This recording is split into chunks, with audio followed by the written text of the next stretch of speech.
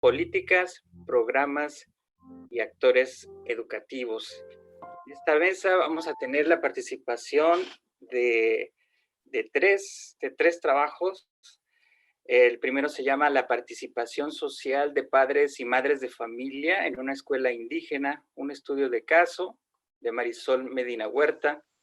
El segundo es Significado de educación desde la perspectiva de miembros de la comunidad Paipai, de Laura Margarita Regland. Y la recontextualización de la educación artística en escuelas primarias de Baja California, de la compañera Giselle Stephanie Paredes. Y va a comentar la doctora Susana Ayala Reyes. Y bueno, la dinámica ustedes ya la conocen, ya estuvimos en la primera mesa. Son 15 minutos por participante. Voy a hacer lo que hizo mi compañero de Horacio. A los 2 minutos antes de terminar, les voy a abrir el micrófono y les voy a comentar que les quedan 2 minutos. Y bueno, y para la doctora Susana son 10 minutos de participación para que así tengamos oportunidad de haya un intercambio al final de preguntas o comentarios, ¿no?, que pueda haber con respecto a los trabajos. Así que preparen sus preguntas, sus participaciones. Y bueno, mi nombre es Juan Páez Cárdenas y pues sin más comenzamos. Si gustas comenzar, Marisol, adelante. Muy buenos días. Me pueden interrumpir con toda confianza si no me escucho o cualquier situación. Voy a compartir pantalla. Me confirman si ya se puede visualizar. ¿Ya se ve? Ya se ve en modo de no presentación. Ok. Ahí está. Listo. Igual cualquier situación me pueden interrumpir en cualquier momento. Pues muy buenos días, mi nombre es Marisol Medina Huerta. Mi tema de investigación se llama La participación social de padres y madres de familia en una escuela indígena, un estudio de caso. Mi directora de tesis es la doctora Guadalupe Tinajero Villavicencio. Esta es mi propuesta durante esta presentación. Voy a trabajar de esta manera y pues voy a hacer una breve introducción que voy a dividir en 3 momentos. Y pues primero que nada quisiera comenzar cómo surge este tema de investigación, cómo nace, y me gustaría remitirme hace unos casi 2 años, pues en unas experiencias laborales que tuve oportunidad de estar. Tuve mucha oportunidad de trabajar en contexto rural y en contexto indígena, sobre todo con mujeres, madres de familia, con sus hijos y también con padres de familia de origen indígena. Muchos de estos migrantes y muchos pues originarios de aquí de la entidad de Baja California. Entonces yo tuve la oportunidad de colaborar con ellos en materia de cuestión de actividades lúdicas, escolares, de tipo cultural, y hubo un gran enriquecimiento ahí, por lo cual a mí me surge mucho el interés que a pesar de muchas limitantes que tenían estas familias, tenían muchas aspiraciones de que sus hijos se prepararan, siguieran estudiando, pero pues ellos mismos mencionaban que había muchas cuestiones que limitaban este seguimiento para que sus hijos siguieran estudiando.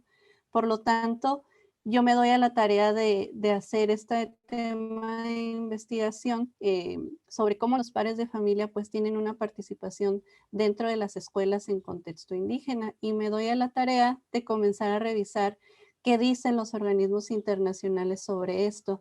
Divido en 3 personas, en 3 organizaciones sobre lo que dicen en materia de participación social, sobre las familias, más que nada en contexto indígena. La primera que revisé fue la Organización de las Naciones Unidas para la Educación, la Ciencia y la Cultura, UNESCO. UNESCO menciona varias cuestiones de tipo social, la escuela ha tenido cuestiones de tipo cultural, mucha gran diversidad, pues la escuela ha sido el centro de ello, ¿no? El punto de reunión y de cohesión para diferentes familias de diversas características, por lo cual la participación de la familia dentro de la escuela pues es muy importante, ya que involucra un gran tejido. El Fondo de las Naciones Unidas para la Infancia, UNICEF, pues habla mucho sobre la importancia de la familia durante el involucramiento del proceso del aprendizaje, más que nada porque es un factor para el éxito escolar que se ha demostrado pues en algunos documentos que han propuesto. Y la Comisión Económica para América Latina y el Caribe, pues sobre todo en un documento que proponen sobre la cuestión de cómo los padres de familia en contextos rurales e indígenas pues han tenido una gran importancia, una gran relevancia en materia de consolidar nuevas escuelas a raíz de la necesidad que surge de que pues los hijos vayan a la escuela, se preparen y pues de manera nacional quisiera hacer una revisión sobre qué dice la SEP sobre la participación social, lo cual de manera general lo divido en tres momentos. Lo cataloga como una colaboración de tipo sistemático, un involucramiento de familia, maestros, alumnos, demás miembros de la comunidad y también pues una participación que logre el mejoramiento del centro escolar y pues también del aprendizaje, que implica mucha pues un rigor, una planeación, una continuidad sobre la labor educativa, ya que no se pueden hacer cosas de tipo no tan sistemático, tiene que haber una organización y un seguimiento. Posterior a ello, me doy a la tarea de revisar, pues, qué políticas de participación social hay en México. Aquí lo divido en tres instantes, en años distintos. En la década de 1990 hay un gran impulso, según Santizo en 2011 y Zurita, pues hay un gran impulso sobre las políticas de participación social en América Latina, por lo que México es partícipe de este gran cambio de reformas acerca de la participación social. Para el año de 1992 surge el Acuerdo Nacional para la Modernización de la Educación Básica. Este acuerdo confiere el poder a las entidades sobre de qué manera se pueden organizar en las escuelas, sobre todo en cuestiones de participación social, que aquí surge nuestro problema, la primera discrepancia, ya que no hay una entre el tejido nacional, el estatal y el municipal. Es el primer, digamos que problema que surge, que a pesar de la intención de que se quiso transferir ese poder a las entidades, no hay un seguimiento no hay un seguimiento más delicado hacia los niveles más pequeños, que es el nivel municipal, y se propuso de una forma muy general, no pensando en las particularidades que tiene cada estado y cada municipio, sobre todo en contexto indígena. Para el 2014 surge el acuerdo 716. Hay aquí unas reestructuraciones sobre cómo puede ser la organización y funcionamiento de los consejos de organización de participación social. Cabe señalar que hay un consejo a nivel nacional, estatal y municipal. Entonces, cada escuela tiene la labor y cada entidad de cómo organizarse para cómo trabajar con sus escuelas. Aquí se incluye la integración de los padres de familia también. Incluso hay una propuesta sobre que se debe de trabajar dependiendo de cualquier característica que haya de padres de familia, ya sea por la lengua, origen, dependiendo de cualquier situación. Y el acuerdo 717 propone los lineamientos para formular los programas de gestión escolar, que estas son las formas de trabajo de participación social y cómo se organizan las escuelas, por lo que pues hay una ruptura entre padres de familia y escuela, sobre todo en contexto indígena. No hay una reflexión más detallada sobre cómo los padres indígenas pueden llevar un seguimiento más delicado sobre los procesos de aprendizaje de sus hijos. Si bien tienen muchas limitantes, hay esta ruptura y no hay una construcción del todo. Si bien ha sido más improvisada y en cuestiones de tipo económico, falta mucho por hacer en ese ámbito. Y la importancia de la participación social en el contexto indígena, pues lo divido en tres momentos también. El Servicio Nacional Indígena presenta un 23% de la población indígena en edad escolar, pues no acude a la escuela y el 80% de los estudiantes de origen indígena pues presentan aprendizajes insuficientes, según datos de INEE 2015. La matrícula de nivel primaria se estima de 793,566 estudiantes. Destaco primaria porque es en el nivel donde nosotros nos vamos a enfocar a trabajar. Y en el Servicio Indígena de Baja California hay 67 escuelas primarias. En primaria se tienen registradas 10,990 según datos de la Dirección General de Educación Indígena. Y destaco aquí cuestiones de que el Estado atiende a grupos originarios de niños del sur de la República, migrantes con sus padres, se enfrentan ahora sí que a nuevas cuestiones de contexto, de lengua, es una gran diversidad la que se atiende aquí. Hay un fenómeno de migración muy importante y muy relevante, por lo que también se debe de atender este tipo de cuestiones que igual no están especificadas dentro de los acuerdos. Y pues la matrícula de alumnos multigrados son 2,743 con 29 escuelas en el estado. ¿Por qué multigrado? Porque vamos a trabajar con una primaria multigrado. Y sobre todo el reto se ha incrementado de manera pues más interesante sobre cómo los padres están participando ahora en tiempos de COVID-19.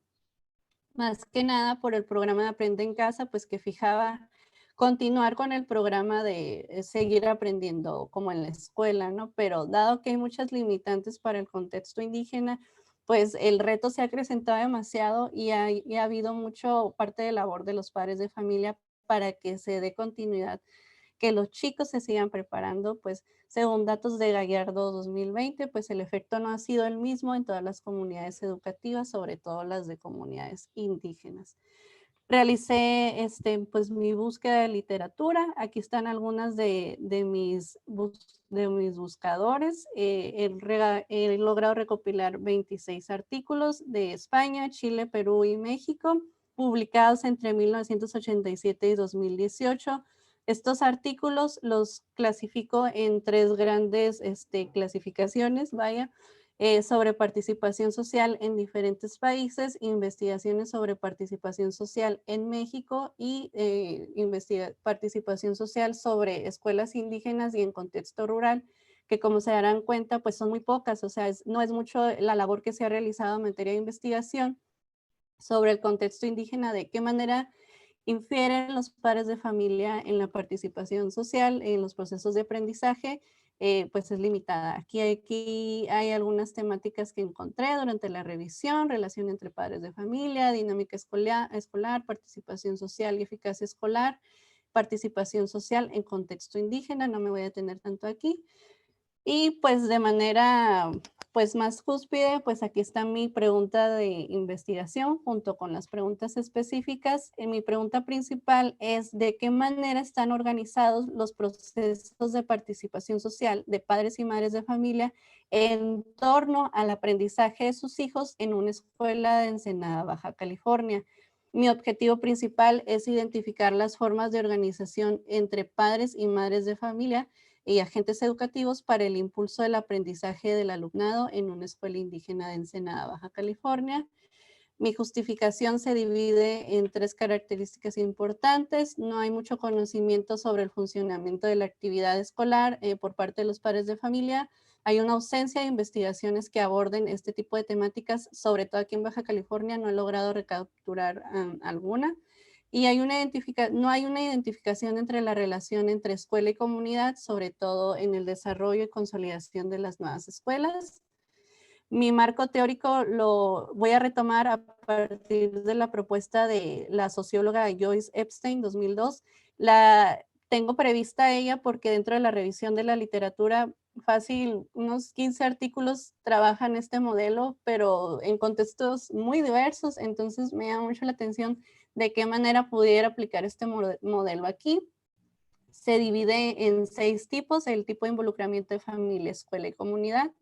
El primero es establecer en su hogar entornos para apoyar a los niños, formas efectivas de comunicación, organización y ayuda al apoyo de los padres de familia, ideas de la familia sobre cómo apoyar al estudiante, incluir a los padres en las decisiones escolares e integrar recursos y servicios para que la comunidad se fortalezca. 2 minutos, por favor, Marisol. Ok, gracias. Mi método lo propongo a partir de estas 3 características también. La escuela elegida es una escuela multigrado, es una escuela primaria, se llama Mi Comunidad, ubicada en una delegación que se llama Maniadero, en un poblado que se llama Santa Juquila, de aquí el municipio de Ensenada, zona rural. Es una investigación de corte cualitativo, es un estudio de caso, ya que eso es lo que nos vamos a enfocar un solo caso, bajo un paradigma de tipo interpretativo, esto para retomar los significados de cada sujeto, una perspectiva epistemológica de tipo subjetivista. Pues para profundizar un poquito más, voy a realizar entrevistas semiestructurada, entrevistar a 3 maestras del plantel, 3 miembros de la Asociación de Padres de Familia y 3 padres que a consideración de los docentes participen dentro de la escuela. La entrevista se piensa hacer bajo las dimensiones de Epstein y esta es mi propuesta del proceso de recolección y análisis de datos en 5 momentos. De forma general aquí lo presento y pues de manera central pues siento que este tema pues me llama mucho la atención, me está encantando y aquí están mis referencias y pues por su atención muchísimas gracias. Muchas gracias a ti, Marisol, por atender con tanta puntualidad del tiempo.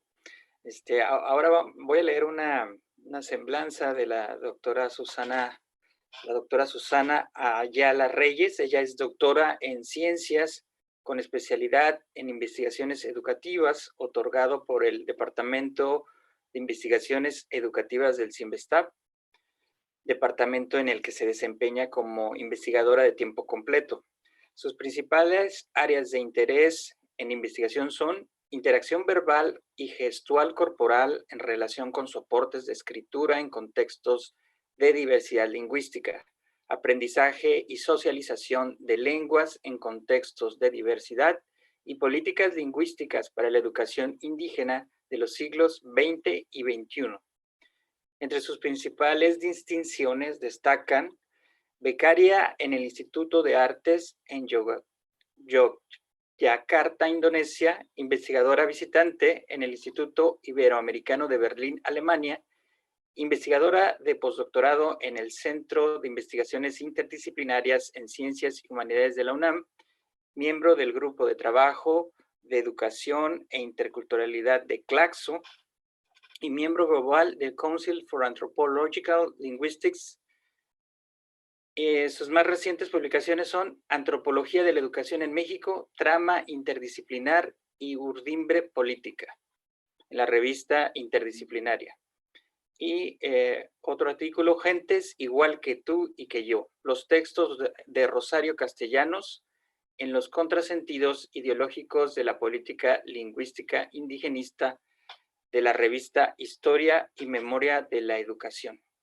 Bueno, sin más, le damos la palabra, doctora Susana. Sabemos que estás regresando de aplicarte la vacuna. Espero que todo esté bien para que puedas tener tu participación. Adelante. Hola, Juan. Oye, bueno, hola a todos. Gracias por invitarme. Me da mucho gusto pues poder compartir con ustedes este espacio. Quiero proponerles una cosa. Estoy a punto de llegar a mi casa y entonces, ¿qué les parece si empieza el siguiente ponente? Y entonces yo comento estas 2 ponencias, o sea, recorremos mis comentarios a la siguiente para que ya con calma pueda, porque los vengo escuchando en el celular y se escucha bien, pero se corta un poco. Entonces, ¿qué les parece si empieza el siguiente chico y después les hago yo los comentarios que ya tengo aquí preparados y todo, pero tal vez con más calma se pueda si me dan ese chance y movemos un poquito? ¿Te parece bien? Bueno, ¿les parece bien? Sí, claro que sí, Susana. Sí, porfa, y ya estoy a punto de entrar. Claro, ok, Órale. te esperamos entonces. Vamos a comenzar con la siguiente participante. Gracias. Gracias, Juan. Bueno, entonces damos paso a Laura. Laura, por favor, si nos puedes presentar tu trabajo. Claro, buenos días, voy a presentar. Me dicen si se ve. Ya se ve, Laura. Ok. ¿Ya se ve en modo presentación? Sí, ya se ve. Ok, bueno. Buenos días, mi nombre es Laura Margarita Reglan Bazán. Mi anteproyecto se titula El significado de la educación en la comunidad Paypay de Santa Catarina. Mi línea de generación y aplicación al conocimiento se deslinda de sujetos educativos y prácticas discursivas. Mi directora de tesis es la doctora Guadalupe Tinajero Villavicencio. Bueno, a continuación les presento mi índice, no me voy a detener mucho aquí, y voy a partir de lo que es un poco mi introducción. Para dar inicio a mi temática de mi anteproyecto de investigación, em, todo parte de una idea, y en este caso viene con la comunidad indígena Paypay de Santa Catarina. ¿Y por qué esta comunidad? Todo va en torno a que yo soy miembro de esta comunidad.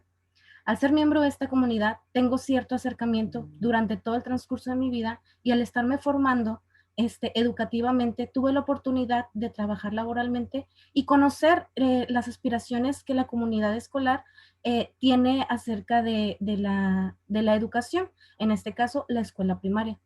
Es una escuela primaria multigrado que a continuación se los estaré comentando, pero lo que nace mi idea es el escuchar a la comunidad hablar acerca de cómo era la educación en un pasado, todas las características que predominaban, cómo es en la actualidad, sus inconformidades, sus aspiraciones y cómo esperan que sea la educación en un futuro para la comunidad indígena Paypay de Santa Catarina.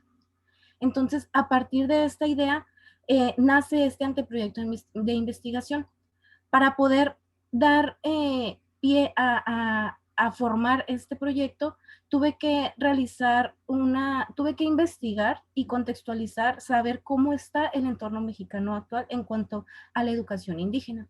Para ello, me vi en la necesidad de irme a los fundamentos legales y saber, perdón, y saber y conocer realmente qué es la parte oficial que dice el Estado acerca de los pueblos indígenas. Para ello, tuve que revisar el artículo segundo, en donde se reconoce a los pueblos indígenas. Se menciona que son pueblos indígenas pluriculturales, que hay una gran diversidad, y para adentrarme a lo que es en la parte de educación, revisé el artículo tercero del derecho a la educación. De ahí se desprende lo que es la Ley General de Educación, y pues vienen los planes y programas educativos. En este caso, a mí como lo que me interesa es conocer lo que es la educación para la educación indígena. Para ello, revisando los planes y programas, bueno, entramos a lo que es la contextualización curricular, donde se menciona que la educación indígena debe ser contextualizada. Y a partir de la revisión de la literatura y los antecedentes, me encontré con cierta problematización, que es lo que me llama la atención, y lo aplico lo aplico a lo que es la población indígena Paypay de Santa Catarina. En cuanto a la revisión, se menciona de manera oficial, esta es una realidad fuera de lo que es la parte oficial que dice el Estado. Se menciona, de acuerdo con López, 2017, que el currículo oficial para impartir la educación obligatoria es diseñado para una niñez urbana. Resulta ser poco efectivo en el medio indígena, puesto que el plan nacional, este es el que se debe adecuar y contextualizar para los pueblos indígenas. En cuanto a los infantes indígenas, en cuanto ellos acceden a la educación, es mediante este sistema. Si hablamos del enfoque intercultural bilingüe, queda corto en su cumplimiento, pues la educación no es contextualizada, porque como lo mencioné al principio, desde el diseño de los planes y programas, esto es para una niñez urbana. El recurso que proviene de la Federación se dice que es insuficiente para cumplir con los objetivos propuestos con la Constitución política, puesto que si bien la Constitución habla de una diversidad cultural, habla de la inclusión, habla de la contextualización y el enfoque intercultural bilingüe también, al momento de aplicarlo, esto se queda corto debido a que se carecen de ciertas características, se carece de investigación, se carece de recursos, etc. Otra problemática es que no se utilizan las lenguas originarias como lenguas para la comunicación, y los materiales educativos en lengua indígena son insuficientes. Vuelvo a lo mismo, la educación es adecuada, el plan nacional, perdón, es para una niñez urbana. Se carece de investigación, en este caso la Coordinación de Educación Indígena de Baja California menciona que se carece de investigación para poder diseñar libros o materiales contextualizados para las diferentes etnias. Y no existe una normalización de la escritura para todas las lenguas indígenas. Entonces, a partir de revisar esta parte oficial, la parte real de lo que es la educación indígena, y adentrándome en información en cuanto a lo que es el municipio, en cuanto a lo que dice la coordinación, en cuanto a sus diagnósticos, pues caigo en cuenta que esto es una realidad que viven también la población indígena Paipai. Cabe mencionar que la coordinación indígena aquí de Baja California, de Ensenada, atiende a población autóctona, en este caso a los pueblos indígenas y humanos, y a población migrante. En este caso, en la población Paipai, no, como dice aquí, no existe una normalización de la escritura para todas las lenguas indígenas, y los factores que anteriormente mencioné influyen en que los materiales o en dado caso la investigación pues no se contextualice y el enfoque intercultural bilingüe no sea realizado del todo, puesto que también el recurso económico es un factor para que no se lleve a cabo todo lo que menciona la Constitución o las reglas de operación que rigen a la Dirección General de Educación Indígena para llevar a cabo estos planes y programas de contextualización.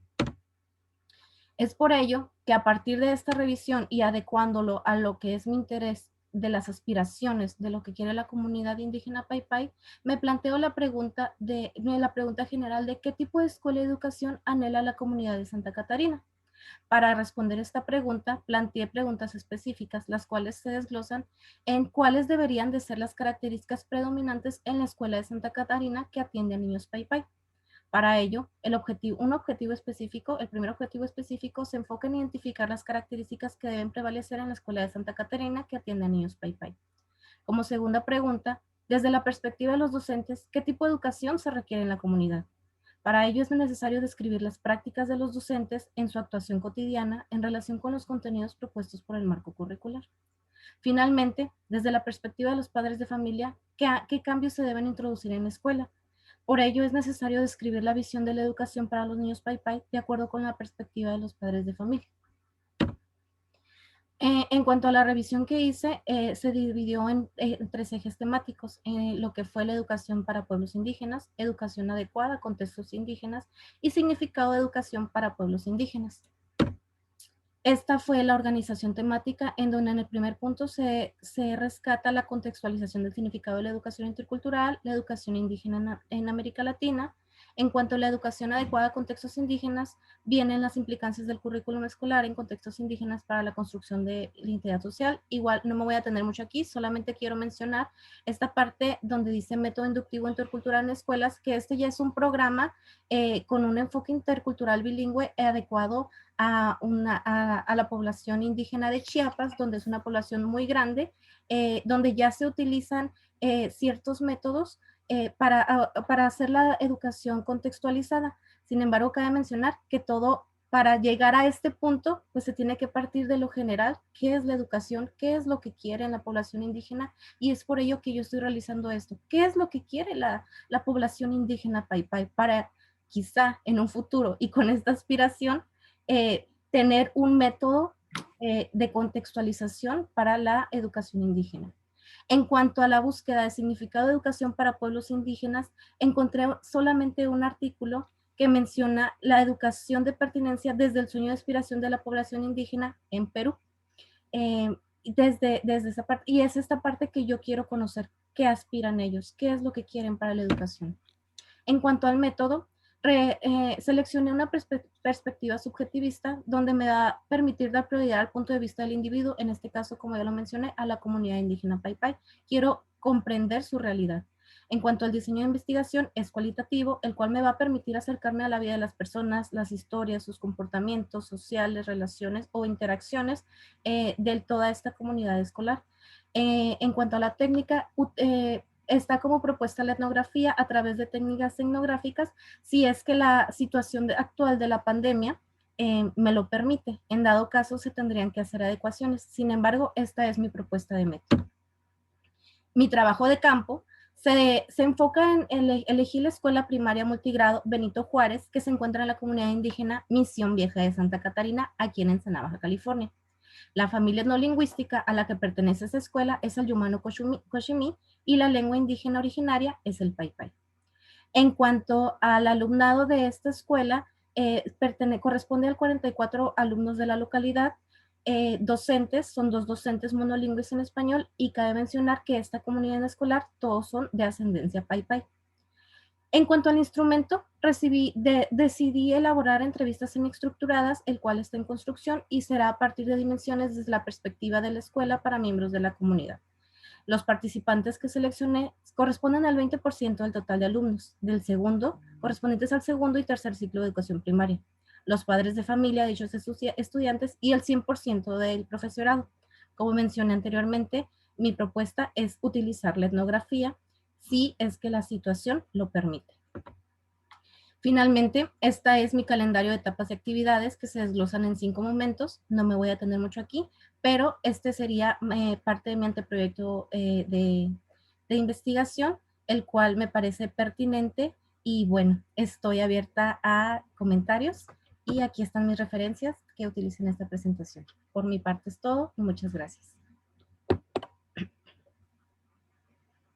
Contrario, Laura, muchas gracias a ti. Vamos a ver si ya estás lista, Susana. Ya estoy aquí, Juan. Ya, muchas gracias por el tiempo. Qué bueno que ya esté bien.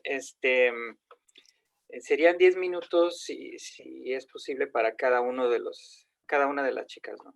Ok, sí, por favor, si me empiezo a pasar, pues ya me avisan. Bueno, muchas gracias, mucho gusto por conocerlas, Marisol, y Laura, y gracias, Juan, gracias también a Sergio, gracias por invitarme a comentar sus trabajos. Y una disculpa porque, bueno, hoy me tocó que me vacunaran y, bueno, coincidió y pues ni modo, ¿no? Pero pues hemos hecho lo posible por estar aquí. Y bueno, la verdad es que pues me da mucho gusto que me hayan invitado a leer sus trabajos porque pues bueno, son trabajos que son muy prometedores, ¿no? Muy interesantes. Creo que es siempre importante pues mirar cómo está el lado de las investigaciones cualitativas, ¿no? Que se hacen necesarias, y sobre todo cuando estamos hablando de contextos rurales, de esto que se llama educación indígena, en fin. Entonces, bueno, la verdad es que son pues trabajos que creo que pueden aportar muchísimo a la investigación y sobre todo en los estados, en Baja California, que efectivamente, como bien señalan ambos trabajos, pues hay pocos estudios, ¿no? Cualitativos con relación a lo que pasa en las escuelas del sistema de educación indígena, en las escuelas rurales, en fin. Bueno, primero voy a comenzar con el trabajo de Marisol. Esto que acabo de decir, pues es un poco comentarios compartidos. Pero bueno, con relación al trabajo de Marisol sobre la participación social de los padres y madres de familia en las escuelas, bueno, me parece que es muy importante la revisión que haces con relación a las políticas educativas. Creo que haría falta en tu trabajo que hicieras una revisión histórica de cómo, o, tal vez no te tienes que leer toda la historia, ¿no? Pero hay muchos trabajos que documentan cómo las familias han sostenido la escuela, ¿no? En muchísimos estados hay muchísimos trabajos, por ejemplo, en Chiapas, en Tlaxcala, en Puebla, estoy así solamente pensando en algunos, ¿no? Pero en realidad es que las comunidades, pues las comunidades indígenas sobre todo, han demandado la existencia de escuelas en sus comunidades y han incluso pues construido la escuela, donado los terrenos, sostenido a los maestros, ¿no? Sostenido la escuela, hecho las mejoras necesarias. Entonces creo que la participación social es muy importante mirarla, sí desde la perspectiva de lo que dicen las políticas públicas, pero creo que vale mucho la pena resaltar lo que han hecho las comunidades, ¿no? Sobre todo porque tú estás buscando enfocarte en algo que, pues en un caso específico, mostrar que hay participación social. Un poco entiendo yo que va por ahí, ¿no? Me preguntaba al leer tu trabajo y al leer y escucharte ahorita comentando cuál es tu pregunta de investigación, tu pregunta general, ¿no? Si lo que tú quieres estudiar son las propuestas de la política de participación social o de un caso específico. Entiendo que es de un caso, pero de pronto pareciera que te estás metiendo mucho a ver cómo está articulada la política de participación social. Creo que un poco lo que yo intuyo a partir de leerte y escucharte es que quizás te interesa mirar cómo es que la política pública que se ha hecho para la participación social en los contextos escolares, quieres quizás mirar cómo es que se realiza en los hechos, ¿no? Un poco pienso que va por ahí, sí. Entonces, ¿cómo es que baja a las escuelas? ¿Cómo es que llega a la vida de las personas y se implementa, ¿no? Eso me parece que pues es increíblemente muy interesante, muy prometedor, complicado también de ver, ¿no? Porque siempre salen muchos datos. Entonces, bueno, creo justamente que valdría la pena que además de que hicieras este recuento de cómo es que se han dado las políticas, también mirar cuáles son los casos específicos que se han hecho justo desde una perspectiva cualitativa, etnográfica, histórica, cómo es que las comunidades han construido y han hecho la escuela, ¿no? Ahora, yo tendría como ahí algunas preguntas, ¿no? Que me surgían a partir de tu exposición y de tu texto, porque tú mencionas, bueno, hay carencia de un modelo para la participación social, para que guíe la participación social de los padres de familia, ¿no? Y yo te preguntaría, ¿es necesario que exista un modelo para que la participación social sea igual en todos lados, ¿no? No tienes que responderlo ahorita si no quieres, es una pregunta para la vida, ¿no? O una pregunta como para tu tesis, para tu investigación, ¿no? ¿Qué tanto de verdad se necesita un modelo para todos? O bien, ¿qué se necesita mirar o cómo tendría que mirarse la participación que ya existe, ¿no? Porque un poco entendiendo y escuchándote ahora que estabas exponiendo, pues entiendo que tú ya has estado en un contexto en el que miraste la participación de los padres, el involucramiento de las madres, sobre todo mencionabas, de cómo se han involucrado, por ejemplo, en la realización de tareas, ¿no? Efectivamente, el contexto de COVID actualmente pues deja a las poblaciones rurales, a las poblaciones indígenas, pues en condiciones de mucha mayor, pues en mayor desamparo, ¿no? Son las poblaciones con menos recursos económicos, con menos recursos tecnológicos, con menos recursos de tiempo, porque los padres generalmente tienen que seguir trabajando y entonces aparte tienen a los hijos dentro de la casa y no siempre hay el tiempo suficiente de los padres y las madres para poder atender las tareas del aprende en casa o lo que implique la tarea escolar, ¿no? Sin embargo, durante este tiempo de pandemia han pasado cosas en las casas, han pasado cosas en las familias y las familias probablemente se han involucrado de manera muy activa, probablemente han dejado que los niños hagan, ¿no? A su libre albedrío las labores escolares, pero eso es algo que es bien interesante de mirar cómo justamente se ha dado el contexto de prácticas de acción, de intervención, de involucramiento, o bien incluso de decir, bueno, pues él es el que va a la escuela y yo ahorita tengo que trabajar y hacer un montón de cosas, no puedo atenderlo y entonces también cómo se dan estas dinámicas al interior de la familia para poder, pues mirar qué ha pasado en estos tiempos de pandemia, ¿no? Creo que valdría la pena justo revisar algunas de la bibliografía que bueno, te puse algunas notas en el texto y las voy a reenviar después al doctor Sergio Málaga, que creo que fue él quien me los envió, para que, bueno, puedas tener ahí como algunas referencias de algunas tesis y cosas que pueden quizás servirte sobre cómo, por ejemplo, las mamás se han involucrado. Estoy pensando en la tesis de, creo que se llama Marta Segura, no sé, seguro Juan, tú te sabes mejor el nombre de Marta, que trabajó una cosa sobre cómo las mamás apoyan a sus hijos en las tareas de la escuela, ¿no?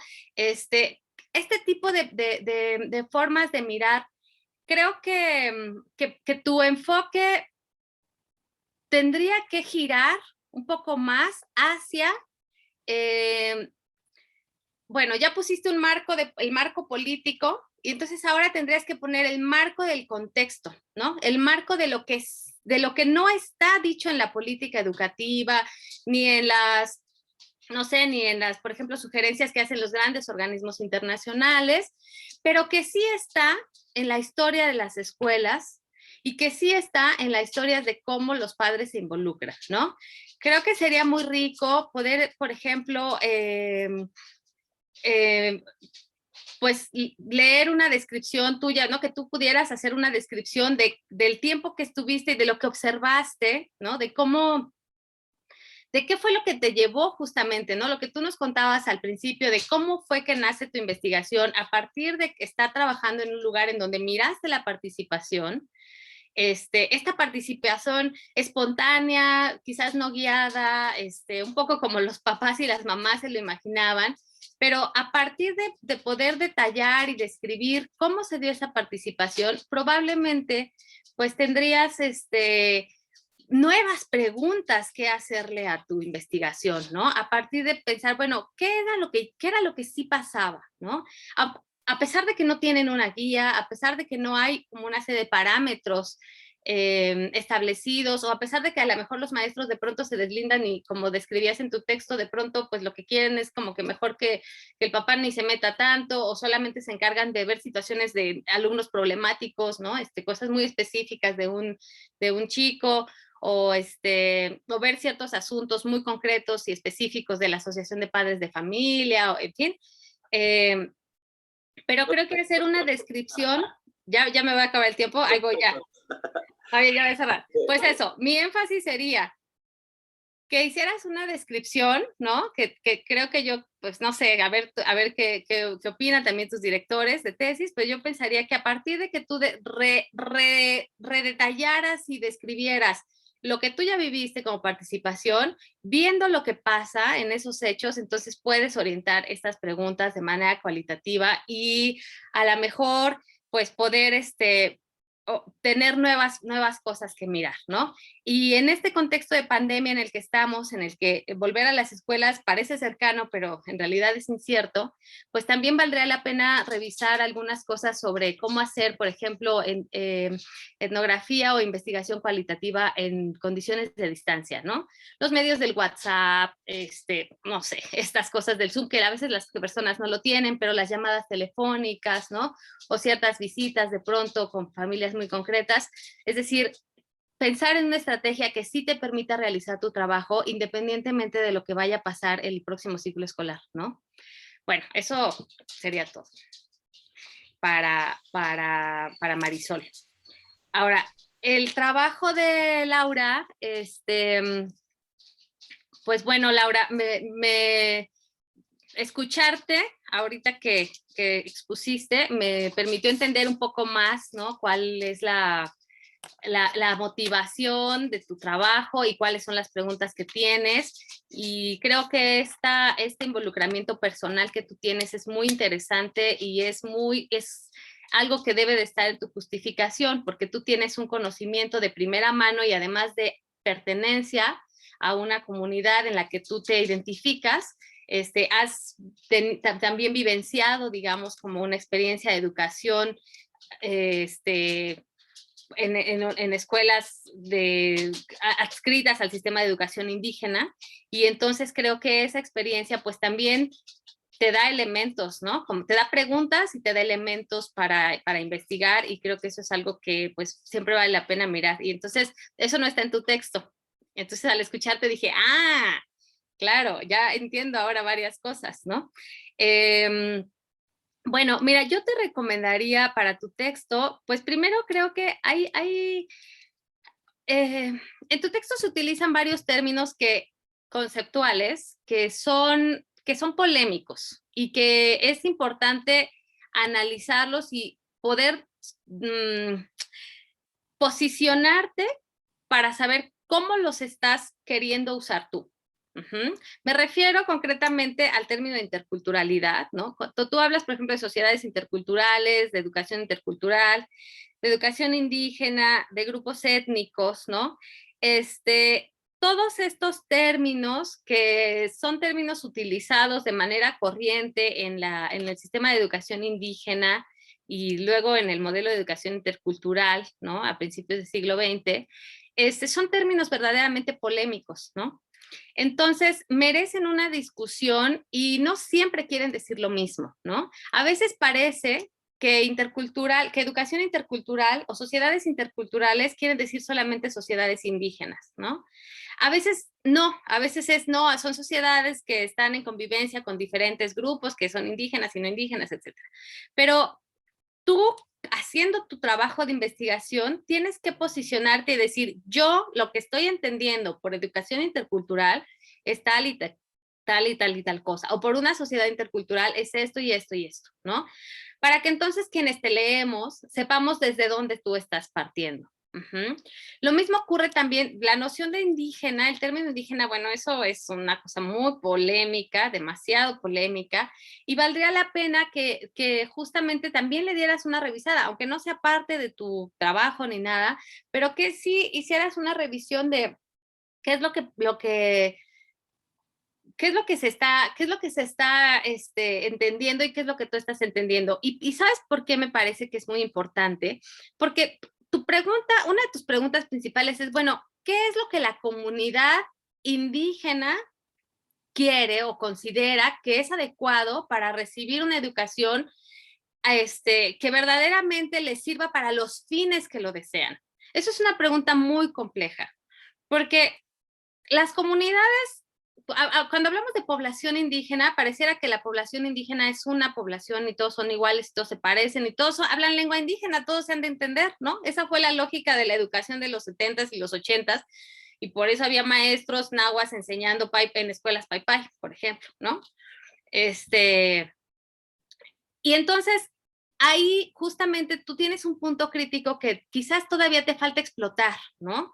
Y señalar y decir, es que, a ver, las comunidades indígenas tenemos diferencias, hay diferencias en las comunidades.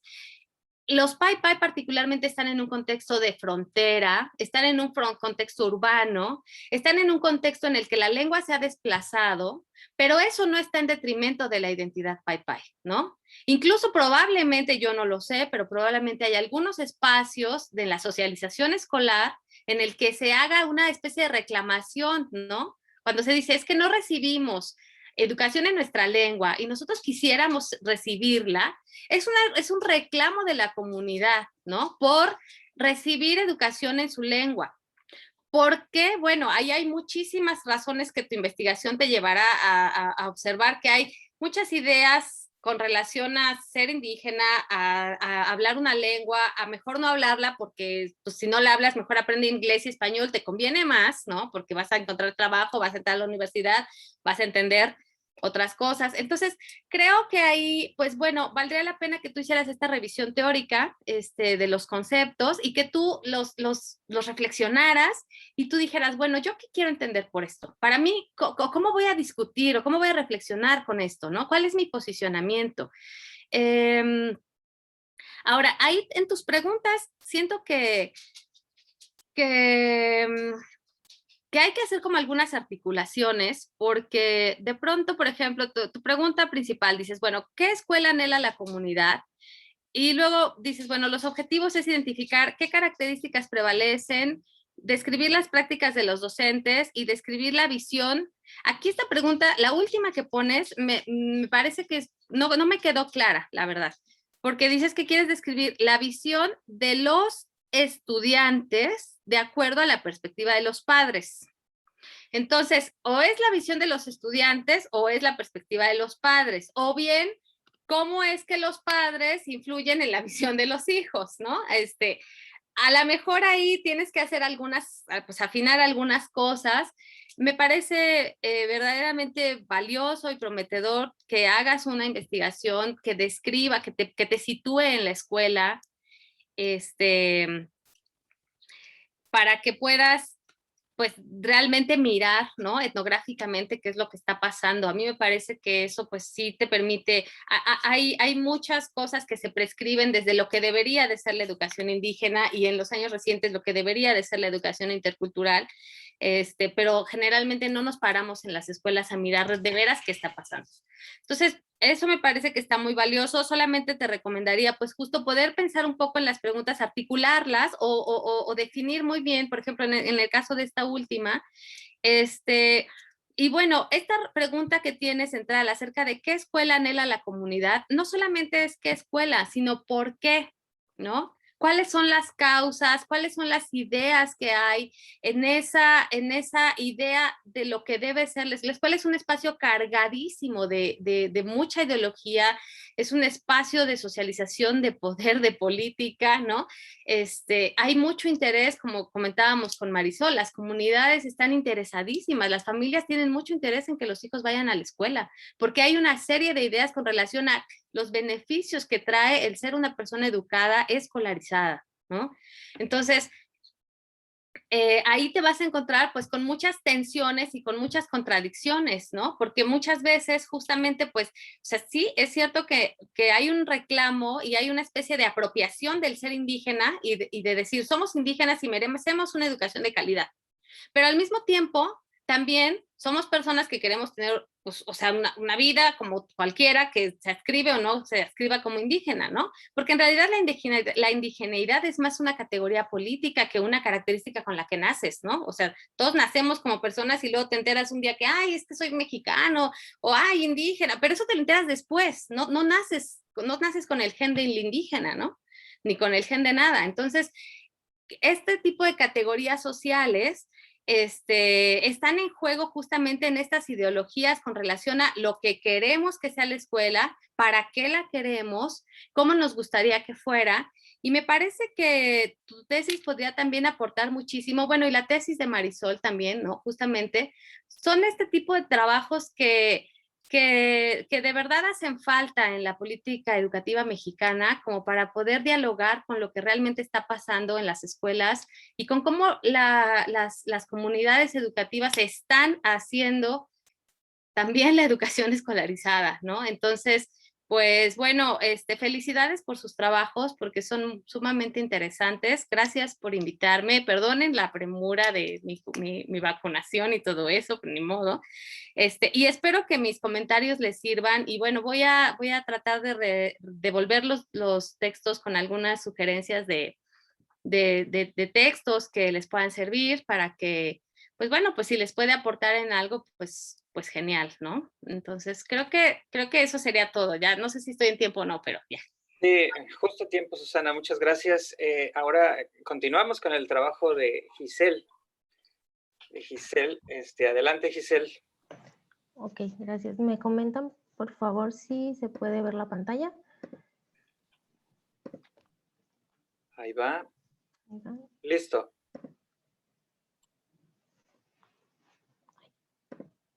Ok. Bueno, buenos días. Mi nombre es Giselle Estefanía Paredes Ortega y les voy a presentar mis avances de anteproyecto de investigación que se titula La recontextualización de la educación artística en escuelas primarias de Baja California, que pertenece a la línea de generación y aplicación del conocimiento, sujetos educativos y prácticas discursivas. Mi director de tesis es el doctor Sergio Gerardo Málaga Villegas. Aquí presento primero que nada mi tabla de contenido, no me la tengo mucho.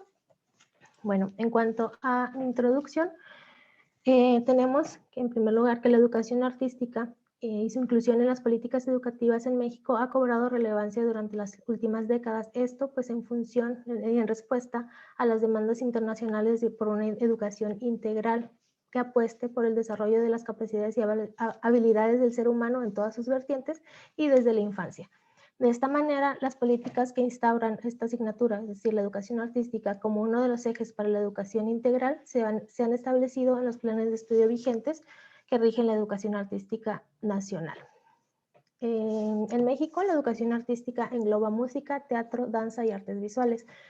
Y según algunos autores como Aguirre Lora, Eflant, Eisner y Palacios, nos comentan que a las artes se les presta escasa atención en los currículos educativos. Asimismo, nos comentan que es necesario tener en cuenta las diferentes necesidades de los estudiantes para esta asignatura.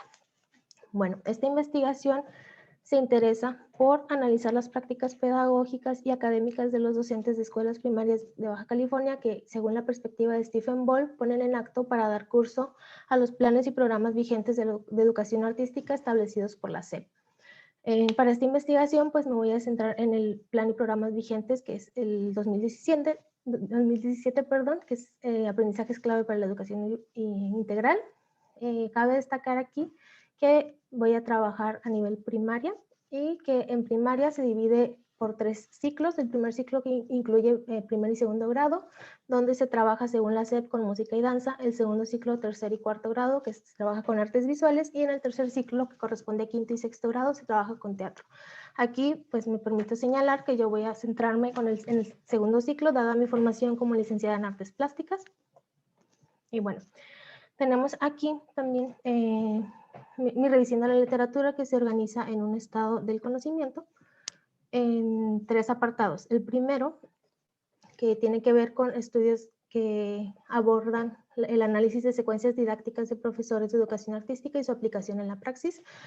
Como hallazgos generales, se encontró en este apartado que los docentes tienden a incluir aspectos teóricos y conceptuales para el fomento de la educación artística, para de esta manera también fomentar el desarrollo de habilidades y aptitudes como el pensamiento crítico, la creatividad, la sensibilidad, la expresión y la apropiación de significados. También se encontró que la educación artística se centra mayoritariamente en la instrucción y en el objeto artístico. En esto me voy a detener un poco más adelante, pero bueno, también encontramos que el docente recurre en gran medida a apoyos audiovisuales como pueden ser fotocopias, videos, imágenes y otros recursos.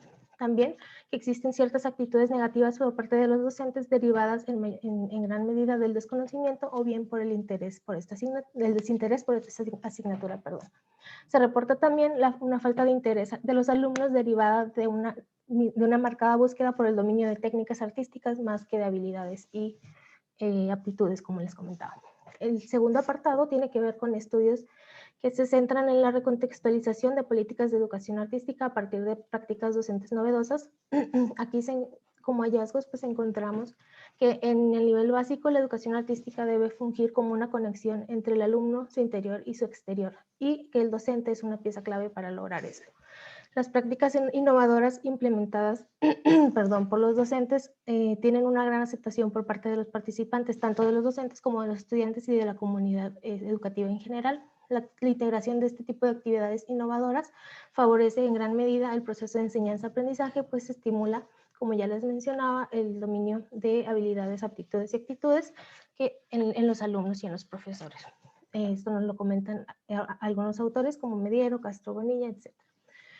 Algunos docentes también, derivado de esta revisión de la literatura, pues, encontramos que algunos docentes tienden a omitir el trabajo con esta asignatura o bien centrarse, como ya les comentaba, en la elaboración de artesanías o manualidades, que es algo pues ya muy conocido por todos. Pensamos en la educación artística y se nos viene a la mente ese tipo de actividades que pues no necesariamente deben ser así.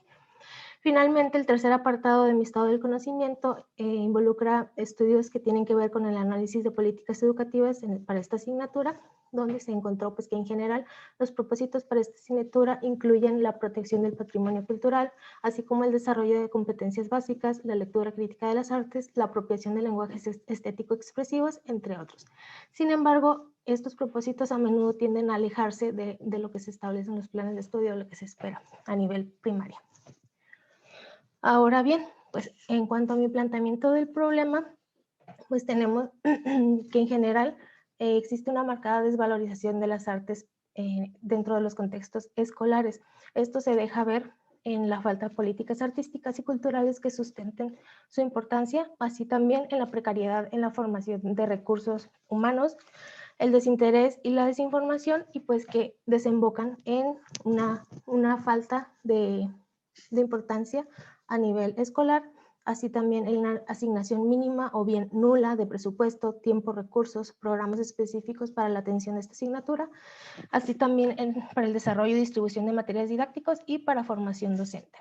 Entonces, por otro lado, tenemos que la atención a las prácticas de los docentes y a las experiencias de los alumnos con respecto a esta asignatura en diferentes contextos, pues se da de diferentes maneras.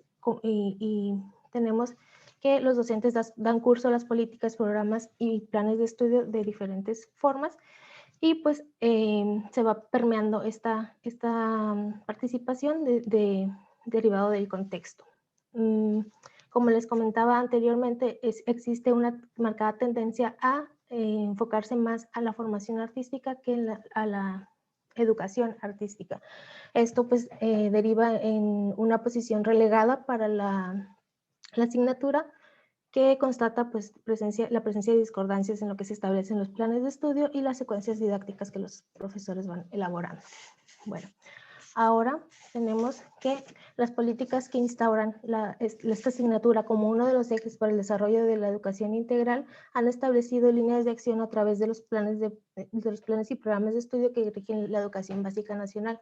Si bien el discurso de estas políticas es el mismo para todos los centros educativos de México, porque estamos hablando de educación básica, educación primaria, y que la SEP es quien elabora estos planes y programas, la traducción y la puesta en acto es heterogénea en función de los actores implicados y los contextos en los que se desarrolla. De esta manera, pues se considera pertinente el análisis de los planes y programas de estudio correspondientes a esta asignatura desde la perspectiva del profesor. ¿Por qué? Porque se considera el profesor uno de los actores que se involucran en los procesos de la puesta en acto de las políticas educativas, ya que por medio de su práctica y estrategia, pues se traduce y se pone en acto esto desde la perspectiva igual de Stephen Boll. Los docentes, cabe destacar, cuentan con una cierta libertad de cátedra que la misma SEP les confiere, y pues son libres de adaptar su práctica docente en función del contexto, los intereses propios y las necesidades y recursos escolares con los que cuentan.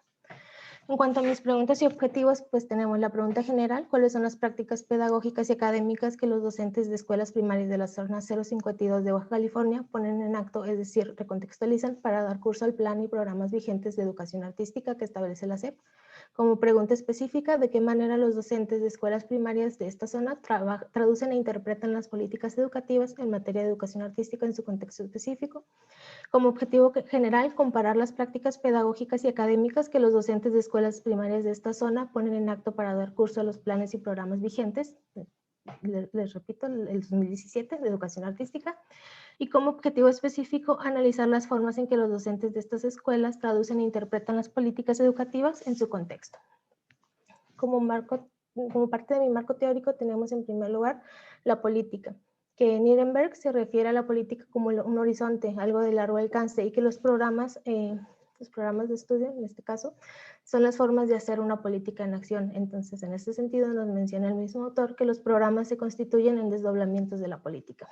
Stephen Boll nos comenta, por otra parte, que la política puede verse tanto como texto como discurso. En el primer caso, se trata de intervenciones textuales en la práctica, es decir, representaciones codificadas que van a ser descodificadas de diferentes maneras, esto por medio de las interpretaciones y significados que cada actor le confiere. Y por otra parte, la política como discurso se refiere al imaginario que un gobierno tiene para atender dicha problemática o las posibilidades de acción. La política educativa, entonces, es el campo teórico, y las políticas educativas, en plural, se refieren al objeto de estudio de la política educativa. 2 minutos, Giselle, por favor. Sí. Okay. El proceso de apropiación y resignificación de las políticas por parte de los actores educativos se conoce como recontextualización, de igual manera desde la perspectiva de Stephen Boll. Su estudio permite profundizar en las maneras de implementar estas políticas, y pues entonces, aquí interviene el contexto interno y el contexto externo.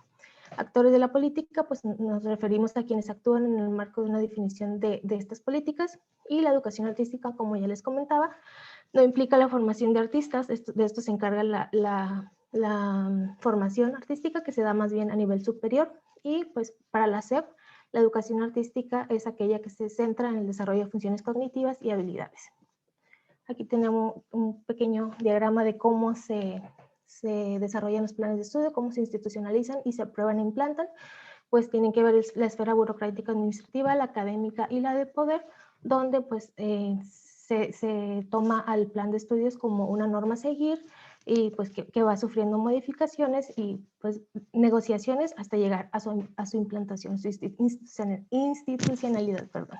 Como mi bosquejo de método, pues es una investigación con un enfoque cualitativo, donde la intersubjetividad y la subjetividad de los actores se toma como objeto de conocimiento, siguiendo un paradigma interpretativo, pues también considerando el significado que los protagonistas dan a sus acciones y su marco simbólico, así como el contexto. Tenemos como corpus de análisis la información de entrevistas semiestructuradas a 5 profesores de 4 escuelas con organización distinta, 1 de escuela unitaria, 1 de escuela bidocente, 1 de escuela tridocente y 2 de organización completa, tomando como criterios de selección que sean docentes de educación artística que impartan esta materia en el segundo ciclo de educación primaria, es decir, segundo y tercer y cuarto grado, perdón. Así también el análisis de planeaciones de los docentes para esta unidad de aprendizaje. Como método, pues tenemos la entrevista semiestructurada, el instrumento sería el guión de entrevista y también recurriríamos a las planeaciones de la unidad de aprendizaje, abordando estos temas. En primer lugar, las demandas de los planes de estudio y los recursos didácticos que ofrecen los planes, esto refiriéndose a la traducción, la concepción de educación artística y planificación de la asignatura como interpretación, y los últimos 3, recursos y materiales pedagógicos, proceso de enseñanza-aprendizaje, evaluación de la asignatura como recontextualización, y para el análisis de los datos se recurriría a un análisis cualitativo del contenido. Y bueno, por mi parte sería todo. Aquí están mis referencias y muchas gracias. Al contrario, muchas gracias a ti, Giselle. Adelante, Susana. Okay. Bueno, hola Giselle, pues muchas gracias también por permitirme leer tu texto y por escucharte. Y bueno, pues tu trabajo entusiasma mucho porque hay muy poquitos trabajos sobre educación artística, ¿no? Y la verdad es que yo considero que ese es un tema necesario, necesarísimo y relevante. Mirar cómo es que se lleva a cabo la educación artística en la escuela. Efectivamente es una de las, o sea, yo creo que es la materia más relegada, ¿no? De las más relegadas, o sea, en las horas de artísticas incluso son sacrificables, ahí se puede hacer cualquier cosa, no, como que no se considera lo importante que son, ¿no? Así que, pues bueno, la verdad es que qué padre que hay alguien que tome el reto de hacer un trabajo así. Muchas felicidades por eso. Pues bueno, algo que me parece que es importante, comentarios que espero que puedan mejorar tu trabajo. Pues bueno, me parece que cuando tú presentas los resultados generales, los resultados de la literatura que revisas, creo que valdría mucho la pena que resaltaras de dónde son esos estudios, ¿no? Es decir, tú, por ejemplo, nos dices, bueno, se reporta que los docentes optan por elaborar artesanías. Bueno, pero ¿eso en dónde pasa? ¿En México, en Chile, en Ecuador? O sea, entiendo que la mayoría de la literatura que revisaste, pues es probablemente en México, ¿no? Y algunos de los autores que citas han escrito textos para la SEP, por ejemplo, sobre educación artística. Sin embargo, es importante que tú lo contextualices porque si después vas a desarrollar una investigación de estudios de caso muy concretos, pues bueno, ahí se puede mirar con qué tú estás, cuáles son los antecedentes de los que estás partiendo y saber de dónde es, o sea, es decir, que estén bien referenciados, ¿no? Entonces, bueno, esa es como una cosa pues como técnica, a lo mejor a la hora de hacer, pues no sé, como una especie de estado de la cuestión o antecedentes, ¿no? De lo que se ve de los estudios teóricos o de los estudios sobre educación artística. Pero se tiene que poner en contexto porque esos antecedentes son los que tú vas a poner en diálogo con tu trabajo, ¿no? Es lo que son las cosas con las que tú vas a decir, miren, acá en las escuelas de Baja California, con estos docentes pasa esto, esto y esto. Entonces, lo vas a poner en diálogo y por eso es importante que tú lo sitúes, ¿no? Que pongas en contexto esos antecedentes que ya investigaste y que ya nos estás mostrando. Bueno, me parece que es muy interesante que hagas esto. Ahorita que te escuché, me surgió una duda porque cuando leí tu texto, me quedé con la impresión de que tu trabajo se ibas a realizar a través de entrevistas y el análisis de las planeaciones de los profesores. Pero ahorita que te estaba escuchando, un poco pensé bueno, vi que pones que vas a enfocarte en las entrevistas, y a partir de eso, bueno, ¿cómo interpretan los profesores las políticas, no? ¿Qué hacen con eso? ¿Cómo implementan? Y yo te preguntaría, lo de las planeaciones, creo que sentí que no lo reforzaste tanto ahorita que expusiste. Y ahí, bueno, habría que ver, ¿no? Siento que es algo que está muy bien. Las planeaciones y las entrevistas son una vía de exploración de cómo los profesores pues bueno, lo que ellos estén justamente interpretando, pero no siempre reflejan lo que realmente hacen en el aula, ¿no? O sea, si tú has dado clases, que me da la impresión de que has dado clases, seguramente te habrás dado cuenta que uno hace su planeación y dices, voy a hacer esto, esto y esto, y en el salón pasan muchas cosas y entonces a la mera hora, pues uno no siempre sigue la planeación al pie de la letra, ¿no? Los profesores de educación básica, además, tienen como un requisito formal entregar sus planeaciones escolares. Entonces, las planeaciones a veces tienen muchos datos que no siempre realmente se realizan en la clase, ¿no? Es decir, muchas veces son como un requisito formal. Son un documento que dice algunas cosas que cumplen con el requisito que ellos tienen que cumplir administrativamente, pero eso no necesariamente refleja lo que ellos interpretan o lo que ellos verdaderamente hacen en el aula. Entonces yo te invitaría ahí a pensar un poco cómo salvar esta, o cómo mirar, o qué más hacer, ¿no? O bien, o bien cómo hacer esta interpretación de las planeaciones sabiendo que no necesariamente son lo que pasa en la realidad y que no necesariamente son lo que el maestro está interpretando. Puede ser incluso que te encuentres un profe que tenga unas planeaciones que digan una cosa y en la entrevista él te diga algo totalmente diferente, ¿no? Entonces, a lo mejor podría valer la pena también, pues, poder estar en alguna de sus clases o mirar algunos de sus trabajos finales o algunos de los eventos que realicen en la materia, bueno, en el tiempo de la asignatura, porque eso te puede, pues, ayudar también a tener claro cómo se implementa, porque fíjate, tienes ahí como varias preguntas, ¿no? Por un lado dices, bueno, ¿cuál es la interpretación de los maestros? Y luego tu otra pregunta es, ¿cómo interpretan y qué pasa con esa interpretación? ¿Cómo están implementando la asignatura? Y la implementación ya es otro nivel, ya es en el nivel de la práctica, ¿no? Mientras que la interpretación que hacen los docentes es en el nivel, pues un poco más como de la reflexión y de, pues sí, como de ellos, cómo están mirando su propio hacer docente y su propia realización de la asignatura. Pero la implementación ya no nada más tiene que ver con cómo lo interpretan, sino con una cantidad de cosas, el tiempo que les dan, no sé, los problemas particulares de cada escuela, los recursos que contiene, pues, la escuela en la que se encuentran particularmente, el interés de los profesores, el interés de los estudiantes, el grado, en fin, ¿no? Entonces, ahí habría que, pues, a lo mejor tú definir hacia dónde te quieres ir, ¿no? Puedes quedarte solamente con esto que ya nos has propuesto, ¿no? Y que dices, bueno, yo quiero mirar qué es lo que dicen, qué es lo que interpretan, y entonces lo que estarías mirando es el discurso de los profesores en las planeaciones, ¿no? El discurso de cómo están interpretando también lo que a ellos les llega de la política de educación artística, y entonces ellos cómo están, pues, reinterpretando, resignificando, y lo que dicen sobre su práctica, sin que eso necesariamente constituya un análisis de la práctica y de la implementación en sí mismo. No sé si me explico. Pero sería solamente como en el nivel discursivo de lo que ellos están interpretando, de las ideas que tienen con relación a su trabajo. Y otra cosa sería entonces mirar la implementación, que eso implicaría pues que tú te situaras en alguna de las escuelas o que hicieras un plan de visitas a las escuelas o a las clases de los maestros y que pudieras realmente mirar, ¿no?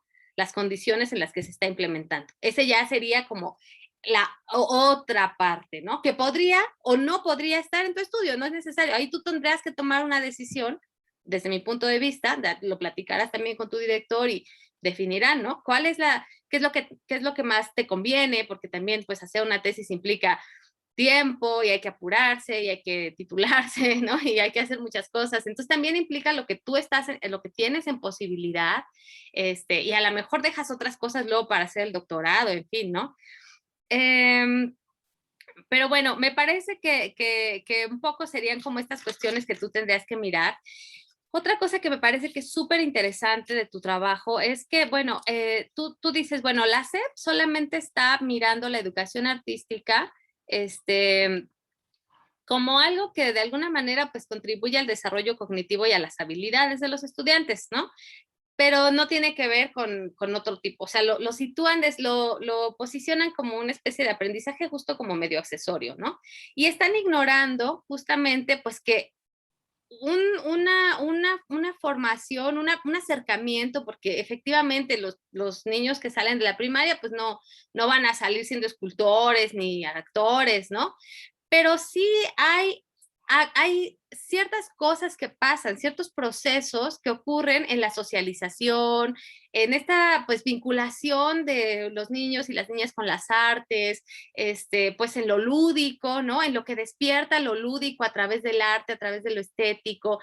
Incluso lo que ocurre en la vinculación lo que puede ocurrir en la vinculación de la escuela, de la asignatura de artes con las asignaturas de los contenidos de otras asignaturas, ¿no?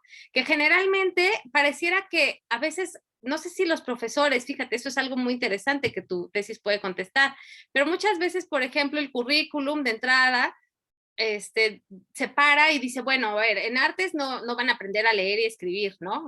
Ahí no van a trabajar lectura ni escritura, ni van a trabajar, por ejemplo, no sé, cuestiones históricas, porque eso es otra asignatura, ¿no? Pero en realidad es que muchas veces las cuestiones, los contenidos artísticos o las actividades de artes pueden implicar la lectura, la escritura, no sé, el desarrollo de algún contenido histórico en una obra de teatro, en una pintura, en un graffiti, ¿no? Pueden implicar, no sé, cualquier cantidad de cosas que puedan estar vinculadas con las otras asignaturas y esto es ignorado muchísimas veces. Entonces, quizás de pronto a la mejor a la hora de trabajar en este tema, pues tú te vayas dando cuenta de que hay ese tipo de vinculaciones y creo que tu trabajo podría aportar muchísimo a mirar cómo las asignaturas de artes no son accesorias, ¿no? Que verdaderamente pueden ser como especie de asignaturas nodales en las que pueden concurrir una serie de elementos y contenidos que se potencian de una manera lúdica, de una manera estética, ¿no? De una manera creativa, de una manera reflexiva, en una socialización distinta dentro de la escuela, distinta a la que se da en otras asignaturas, ¿no? Y creo que eso pues es algo que, bueno, pues puede ser que eso es algo que se podría mirar en las prácticas de la propia escuela, pero que probablemente también salga en la reflexión de los docentes, ¿no? A lo mejor ahí, y también creo que sería bueno que tú, sabiendo que la planeación no siempre te va a decir la verdad sobre lo que pasa en el salón y lo que pasa en la hora de la clase, pues también les preguntes a los docentes con los que vas a trabajar, qué tanto se cumplen sus planeaciones, ¿no? O sea, ya como más en confianza, pues decir, oye, bueno, y de veras si cumpliste todo esto, haces todas estas cosas, o hasta dónde lo logras, o cómo le haces, ¿no? Y entonces a lo mejor ahí te pueden contar historias que pueden ser muy interesantes, y que bueno, pues pueden pues servir, ¿no? Como para sí darle importancia. Creo que es un trabajo necesario. Así que pues estos serían mis comentarios. Hay algunos textos también, seguramente hay muchos más, pero yo conozco algunos que la propia SEP ha publicado en lo que era la biblioteca del maestro, la BAM, para las asignaturas de educación artística en el tramo básico. Entonces, bueno, te voy a pasar las referencias, a lo mejor son cosas que tú ya conoces, ¿no? Porque me parece que tienes una bibliografía completa, pero bueno, que seguramente puedes encontrar más cosas, pero creo que te puede servir, ¿no? También un poco como para, es curioso también, ¿no? Porque de pronto desde la política educativa de la SEP, pues se hacen este tipo de, o se hacían, ¿no? Que estas son de las bibliotecas del maestro de 2006, más o menos. Se editan textos para que los maestros los tengan y quién sabe si realmente, por ejemplo, en las escuelas que tú vas a estudiar, estos textos lleguen a la escuela, ¿no? Y cómo se trabajan, en fin. Pero bueno, yo te paso las referencias y quizás los puedas encontrar por ahí en alguna de las escuelas y puedas saber si los maestros los usan o no, en fin, ¿no? Y bueno, puedan servirte. Pues creo que eso sería todo. No sé si estamos en el tiempo, Juan. Estamos justo en el tiempo, Susana, muchas gracias. No sé si quieres comentar algo, Giselle. Nada más agradecerle, doctora, realmente por su interés, por sus comentarios, sugerencias, y pues sí, le agradezco enormemente que me comparta estos materiales, que me comparta su opinión, y pues nada más sería todo. Muchas gracias. Gracias a ti, Giselle. Bueno, tenemos 10 minutos para posibilidad de participación de los que nos acompañan aquí en la sala. Si gustan, pueden abrir su micrófono y comentar. Mientras voy a ver si hay algo en el Excel para saber si alguien hizo algún comentario en Facebook.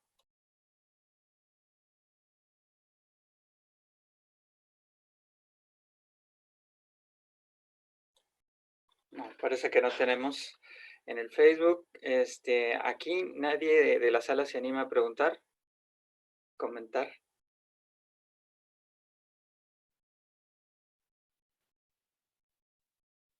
Ok.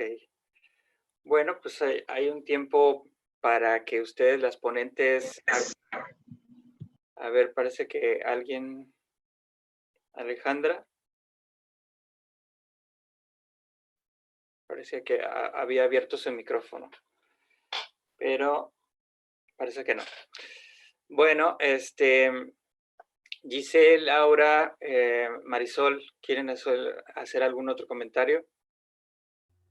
Pues yo nada más quisiera agradecer los comentarios de la doctora y las aportaciones y el tiempo.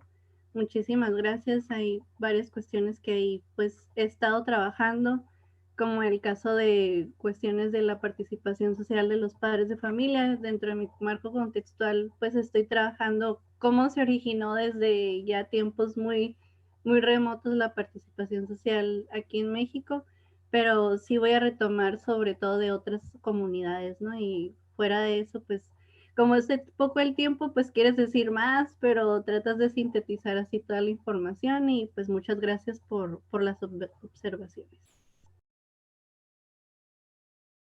Ok, gracias Marisol. Bueno, si no hay más participaciones, te queremos agradecer, Susana. Hola, hola. Adelante, Vanessa. Antes de que se nos vayan aquí los invitados, Ok. quisiera invitarlos a todos a que abrieran sus cámaras para tomarles una foto de aquí del coloquio. Claro. Entonces, esperamos a que abran sus cámaras. Ya van abriendo todos. Ok, les cuento, cuenta regresiva para las fotos. 3, 2, 1. Ok, les voy a dar la foto.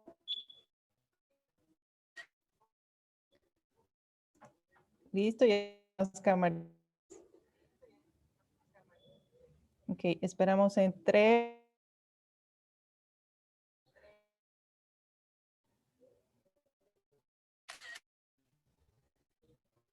Y